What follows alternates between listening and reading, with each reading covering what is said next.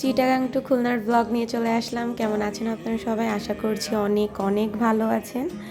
এতদিন বিয়ের ব্লগগুলো শেয়ার করেছি, তাই ভাবলাম এখন একটু ব্যতিক্রম ব্লগ দিলে মনে হয় ভালো হবে। এরপরেই চেষ্টা করব রিসেপশনের ব্লগগুলো শেয়ার করার। সো শুরু করা যাক। আমরা যে এই দিন রওনা দেব এটা কিন্তু কনফার্ম ছিল না, কারণ ওর ছুটি নিয়ে অনেক ঝামেলা ছিল। কারণ তার গত মাসেই আমাদের বিয়ে হয়েছিল, লং একটা ছুটি ছিল, তাই আমরা ভেবেছি ছুটি পাবো কি না। আর যেহেতু আমার ফাইনাল এক্সাম সামনে, ছুটি না পেলেও আমার একা একা আসা লাগতো, কিন্তু ফাইনালি ও ছুটি পেয়ে গিয়েছে। সাথে সাথে আমরা টিকিট কেটে রওনা দিই এবং বাস কাউন্টারে এসে কিছুক্ষণ বসেছিলাম। আর উনি তখন বলল চলো আমরা কিছু খাওয়া দাওয়া করি।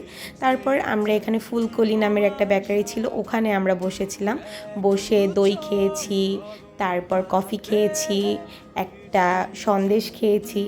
এরপরে আমার পতিদেবের একটু গলা খুসখুস করছিল, সে বলতেছিল একটা কফি না খেলেই নাই। কফি খেতে খেতে আমি একটু বেকারিটা আপনাদের ঘুরে ঘুরে দেখাই। এটা বেকারির খাবারও দেয়, আবার এখানে আপনি বসে খাওয়ার সুযোগও আছে, এরকম ব্যবস্থা। তারপর একটা এসএমসি কিনে নিলাম যে একটু পরে খাবো, কিন্তু এর ভিতর বাস চলে আসে। আর আমরা সৌদিয়াতে যাতায়াত করি, আর সেদিন সৌদিয়ার যে মার্সিডিস বাসটা ছিল সেটা এসেছিল। এটা মূলত কক্সবাজার থেকে ছাড়ে এবং আর কি এটা এখানে এসে আমাদের চট্টগ্রাম থেকেও পিক করে। তো এখানে আপনার দাদা ব্যাগগুলো দিয়ে দিচ্ছিল, আর একটা ব্যাগ আমরা সামনে রেখেছিলাম, ওখানে খাবার দাবার ছিল, আরও অনেক কিছু ছিল। এরপরে আমরা দুজন বসে পড়েছি। যেহেতু বাসের সিট অনেক পিছনে, বললাম না হঠাৎ করেই আমাদের আসা, কারণ আমরা জানতাম না ছুটি পাবে কি না, এর জন্য একদম পিছনের দিকেই সিট পেয়েছি। কিন্তু বাসের সার্ভিস খুবই ভালো ছিল, এত আরাম লাগতেছিল। শাশুড়িকে কত ভালোবাসি। শাশুড়ি বলেছে সব সময় তার ছেলের বাম পাশে থাকতে, তাই নিজের জানালা পাশের সিটটাও ছেড়ে দিলাম শাশুড়ির কথা শুনে।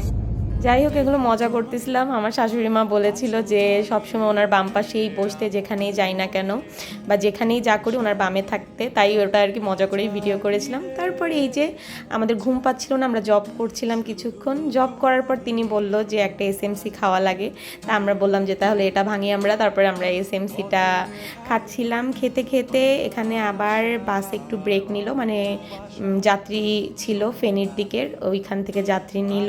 দেন আমরা কিছু স্ন্যাপ নিয়ে নিচ্ছিলাম, ছবি তুলছিলাম। তারপরে আমি নিজেকে একটু দেখতেছিলাম যে আসলে ট্রাভেলের সময় কতটা পাগল পাগল আমাকে লাগতেছিল। আর এই টাইমে তো ভয়াবহ গরম ছিল, যেহেতু এসি বাস ছিল, প্যারা ছিল না। আমি যখন স্টোরি শেয়ার করেছিলাম সবাই বলতেছিল শাড়ি পরে কিভাবে আমি ট্রাভেল করছি। যেহেতু এসি বাস ছিল, শাড়ি পরে কোনো প্যারা ছিল না। আর যেহেতু আমি খুলনায় ভোরের দিকে পৌঁছাবো, বলতে গেলে সকালই, তখন আমি আমার শ্বশুরবাড়িতে গিয়ে উঠবো, যখন শাড়ি পরাটা ম্যান্ডেটরি ছিল। বাবার বাড়ি উঠলে 3 পিস পরেই রওনা দিতাম, যেহেতু শ্বশুরবাড়িতে যাব তাই আমি শাড়িটাই ক্যারি করেছি। এরপরে আমাদের কুমিল্লায় ব্রেক দেয় টাইমস স্কোয়ারে, এবং এখানে একটা হোটেলের মতো সম্পূর্ণ, নিচেও দোকানপাট আছে, আবার উপরে হলো বুফে সিস্টেম বা খাওয়া দাওয়া বা ফ্রেশ হওয়ার জন্য। আর যেহেতু আমরা সৌদিয়ার মার্সিডিস বাসে এসেছিলাম, আমাদের জন্য একটা কমপ্লিমেন্টারি ডিনারের ব্যবস্থা ছিল, ওটা নিতেই আর কি আমরা উপরে এসেছি। আর ওই যে আমাদের লাল সুন্দরীকে দেখা যাচ্ছে, আর এখানের উপরের ভিউটা দেখেন কতটা সুন্দর, মানে এত ফ্রেশ একটা জায়গা। মানে আমি যত জায়গায় ট্রাভেল করছি এরকম সুন্দর জায়গা আমি দেখিনি, যে ব্রেকে এত সুন্দর একটা জায়গায় এসে আপনি একটু রেস্ট নিতে পারবেন বা ফ্রেশ হতে পারবেন। এদের ওয়াশরুমগুলো এত ক্লিন থাকে যে আপনি, মানে অনেকে ট্রাভেলের সময় মন চায় না যে ওয়াশরুমে যায়, কিন্তু এখানে গেলে আপনার ওয়াশরুমেও যেতে মন যাবে, এরকম একটা অবস্থা।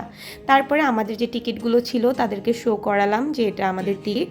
যেহেতু এখানে কমপ্লিমেন্টারি ডিনারের ব্যবস্থা ছিল, আমরা আমাদের খাবারটা নিয়ে টেবিলের দিকে যাচ্ছিলাম। এখানে আর কি কমপ্লিমেন্টারি ডিনারটাও বেশ সিমসাম ছিল। আগে নাকি বুফে দিত, এখন আর কি তারা একটা সুন্দর প্যাকেজ রেডি করেছিল, যেখানে আর কি থাকে ফ্রাইড রাইস, তারপর এখানে একটা চিকেনের আইটেম থাকে মাসালা টাইপের, এরপরে থাকে একটা ভেজিটেবল, একটা জলের বোতল, এরকম আর কি। আমরা দুটো প্যাকেজ পেয়েছি যেহেতু আমরা দুজন ছিলাম।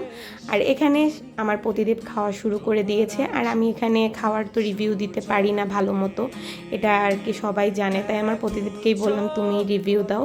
আর এটা তো তার একটা জার্নিরই পার্ট, সে তো প্রতিবারই সৌদিয়াতে আসে যায়, তাই তার কাছে খাবারটা প্রতিবারের মতোই লাগে। আর আমার কাছে যেহেতু এটা নতুন ছিল, তাই আমার কাছেও এটা ভালো লাগে। আমার যখন বিয়ে হয়, প্রথম যখন চট্টগ্রাম আসি, তখন আর কি রোজা ছিল, তখন এই কমপ্লিমেন্টারি ডিনারটা দিত না, তাই আমি পাইনি। এটা আমার কাছে ফার্স্ট টাইম ছিল। আর যেখানে বসে আর কি আমরা খাওয়া দাওয়া করছিলাম, এই জায়গাটা না বেশ সুন্দর ছিল, বেশ গোছালো ছিল, আর অনেক বড় স্পেস ছিল। খাওয়া দাওয়া শেষ করে মনে হলো একটু মিষ্টি কিছু খাই। এরপরেই দেখলাম দই ছিল। কুমিল্লার দই কিন্তু অনেক মজা, এটা বলতেই হবে। কুমিল্লার রসমালাই ফেমাস, যেমন দইটাও আমার কাছে বেশ ভালো লাগছে। তারপর দই খেতে খেতে আমাদের যাত্রা বিরতিও শেষ এবং আমরা বাসের দিকে এগিয়ে যাই আর গিয়ে বসে থাকি। আর এই কর্নারে দেখুন মার্কেটও আছে, জামা কাপড়ের দোকান, খাবার দাবারের দোকান। এগুলো অন্য এক সময় আমি ভিজিট করে আপনাদের দেখাবো, এবার দেখাতে পারলাম না কারণ সময় স্বল্পতা ছিল।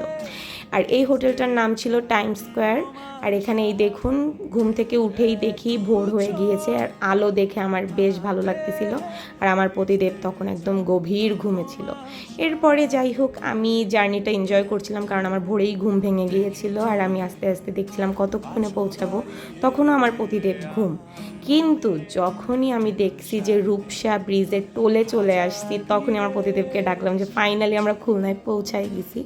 তখন যে কি আনন্দ লাগতেছে! যারা খুলনার বাইরে থাকে, এই রূপসার টোলে আসলে মনে হয় প্রাণ ফিরে পায় যে হ্যাঁ, আমি আমার শহরে চলে আসছি। এই তো তারপরে বাবা আর আমার ভাই আমাদের পিক করে আমাদের শ্বশুরবাড়ি দিয়েও আসে। তারাও বেশ সকালে উঠেছিল যে আমাদেরকে রিসিভ করবে। আর অপরদিকে আমার শাশুড়ি মাও বেশ সকালবেলায় ঘুম থেকে উঠে অনেকবার রাস্তায় এসে এসে দাঁড়িয়েছে যে আমরা কখন পৌঁছাবো। আর ফাইনালি ওই যে আমার শাশুড়ি মা দাঁড়িয়ে আছে। এই তো মোটামুটি এই ছিল ব্লগ। ভালো লাগলে লাইক কমেন্ট করবেন। দেখা হবে নেক্সট ব্লগে। টাটা।